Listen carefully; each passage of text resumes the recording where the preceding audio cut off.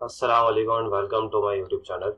अच्छा guys, last time हमने बात की थी ट्रैश की कि किस तरह हमारा डेटा जो है वो बैक एंड पे सेव रहेगा और फ्रंट एंड से यूजर के सामने से हट जाएगा। हमने उसमें स्टेटस का यूज किया था। अगर आपको याद नहीं है तो आप मेरी इससे पहले वाली वीडियो देख सकते हैं, जिसमें मैंने ट्रैश में अपडेट करना सिखाया कि ट्रैश किस तरीके से हमारे पास ट्रैश बनता है और बैक एंड पे हमारे पास डेटा रहता है और फ्रंट एंड पे यूजर के सामने डेटा यूजर के सामने से हाइड हो जाएगा। ठीक है, तो हमने स्टेटस का एक कॉलम ऐड किया था, उसके अंदर हमने वन और जीरो एज डिफाइंड वन किया था। बाय डिफॉल्ट वन रहेगा, जैसे कि यूजर ऐड करेगा डेटा तो वो एक्टिव नजर आएगा और हम उसको जीरो करके क्या कर देंगे, ट्रैश में डाल देंगे। ठीक है। अच्छा, इसके अलावा मैंने हेडर की फाइल भी इंक्लूड कर ली है यहाँ पे।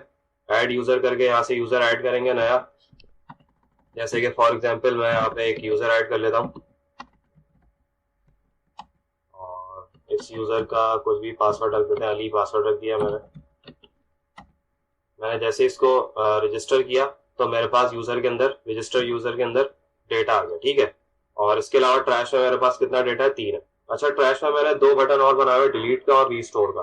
अच्छा, डिलीट और रीस्टोर दोनों मैंने अलग अलग कलर दे दिए। ये डिलीट का वैसे रेड होता है, तो उसको अभी नजरअंदाज करें। यूआई पे हम इतना फोकस नहीं कर रहे, हम बैकएंड पे ज्यादा फोकस कर रहे हैं।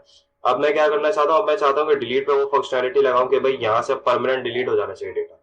और इसके अलावा रीस्टोर में वो फंक्शनैलिटी लगाना चाहिए कि भाई अगर रीस्टोर पे क्लिक करे यूजर तो उसका डेटा रीस्टोर हो जाए। ठीक है। और कहाँ पे आ जाए, वापस यूजर डेटा वाली फाइल में आ जाए जहां पे तमाम यूजर्स हमारे पास शो हो रहे हैं, एक्टिव यूजर्स जो है। तो आपको बहुत अच्छे तरीके से अंदाजा हो जाना चाहिए कि इसके पीछे लॉजिक क्या लगेगी। जैसा कि हमने स्टेटस को अपलोड किया, यहाँ पे स्टेटस का एक कॉलम ऐड किया है, तो हम क्या करेंगे, रीस्टोर में स्टेटस को वापस वन कर देंगे। ठीक है। जैसे ही मोबाइल होगा यूजर के डेटा में आ जाएगा। और अगर डिलीट करना हो तो डिलीट के लिए टोटली परमानेंट डिलीट का एक प्रोग्राम चला देंगे। तो सबसे पहले रीस्टोर का काम कर लेते हैं। यहाँ पे आते हैं, रीस्टोर डॉट पीएचपी की एक फाइल बनाई हुई है मैंने।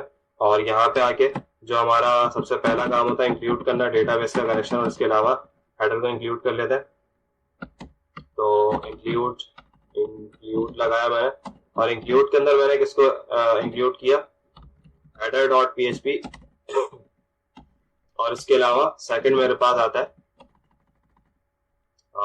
Restore sorry config dot PHP. Config dot PHP की फाइल आ गई। ठीक है, ये दो फाइल हमने इंक्लूड कर ली। अब उसके बाद हमें क्या करना है, हमें यहाँ पे एक कमांड चलाने के, भाई जिस यूजर के यूजर पे क्लिक हो, जिस यूजर पे, जैसे कि फॉर एग्जांपल इसका यूजर, इस यूजर पे क्लिक होगा तो उसकी आईडी पास हो जानी चाहिए कहाँ पे, यूआरएल में। तो जल्दी से चलते हैं उस वाली फाइल में जिस फाइल में ये दिख रहा है मुझे। कौन सी फाइल में, ये ट्रैश डेटा डॉट पीएचपी की फाइल है।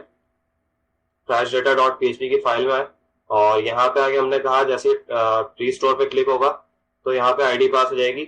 और आईडी पास होगी कहाँ पे लेके जाएगा, ये लेके जाएगा रीस्टोर डॉट पीएचपी पे। ठीक है, रीस्टोर इस वाली फाइल में चला जाएगा और आईडी भी पास हो जाएगी। ठीक है, तो रिफ्रेश करते हैं जरा जल्दी से इसको। रिफ्रेश किया, रीस्टोर पे क्लिक किया तो यहाँ पे हमारे पास आईडी पास हो गई। अब इस आईडी के थ्रू हमें क्या करना है, यूजर का डेटा गेट करना है। तो यहाँ पे आके हम यूजर की आईडी सबसे पहले गेट करते हैं। बिल्कुल उसी तरह यूजर आईडी हमने एक वेरिएबल बनाया और यहाँ पे आके हमने कहा $_गेट। जो आईडी, जिस आईडी पे क्लिक होगा वो हमें गेट करके मिल जाएगी।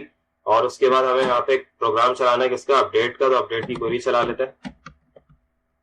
Update equals to double quotes के अंदर अपडेट, हमारे जो टेबल का नाम है वो यूजर रिकॉर्ड्स। तो बैक टेक्स्ट में लिख देते हैं user, user data I think, user record. हाँ ठीक है, अपडेट यूजर रिकॉर्ड्स। और क्या सेट करना है, सेट करना है स्टेटस। स्टेटस क्या, इक्वल्स टू सिंगल कोट्स में वन लिख देते हैं, वन स्टेटस सेट कर दो वेयर। अच्छा, वेयर अगर आप अपडेट के साथ नहीं चलाएंगे तो आपका क्या होगा, अपडेट के साथ अगर आप वेयर नहीं चलाएंगे तो आपका तमाम डेटा अपडेट हो जाएगा। तो आपने इस बात का ख्याल रखना, वेयर क्लॉज आपने लाजमी देना। तो वेयर आईडी इक्वल्स टू यहाँ पे यूजर की आईडी आ जाएगी, तो $user_id ये हो जाएगा। उसके बाद इसको चलाना है हमें, रिजल्ट का वेरिएबल एक बना लेते हैं और उसके अंदर हम रिजल्ट का वेरिएबल बना के और MySQL क्वेरी चला देते हैं। और क्वेरी के अंदर हमने क्या करना है, कनेक्शन के नाम से हमारे पास वेरिएबल है और उसके बाद हमारे पास अपडेट की कमांड।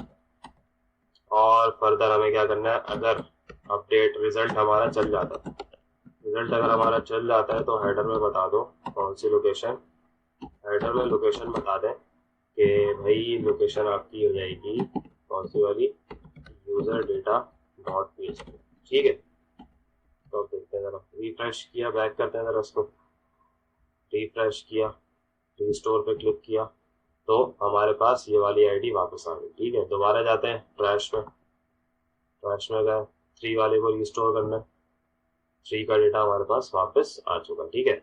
अब ये वीडियो हम यहीं तक रखते हैं और नेक्स्ट वीडियो में मिलेंगे, उसमें हम क्या करेंगे, उसमें डिलीट का काम करेंगे। ठीक है। तो डिलीट का काम किस तरह होगा, जैसे ही आपके डिलीट के बटन पे क्लिक होता है तो हमारा परमानेंटली यूजर के डेटाबेस में से जो है हमारा डेटा डिलीट हो जाना चाहिए। अभी देखते हैं यूजर का स्टेटस भी चेंज हो गया होगा, तो यहाँ पे देखिएगा जरा, ये देखिए 2 स्टेटस, 3 स्टेटस चेंज होगा, 1 0 होगा। ठीक है। तो नेक्स्ट वीडियो में मिलते हैं। अल्लाह हाफिज।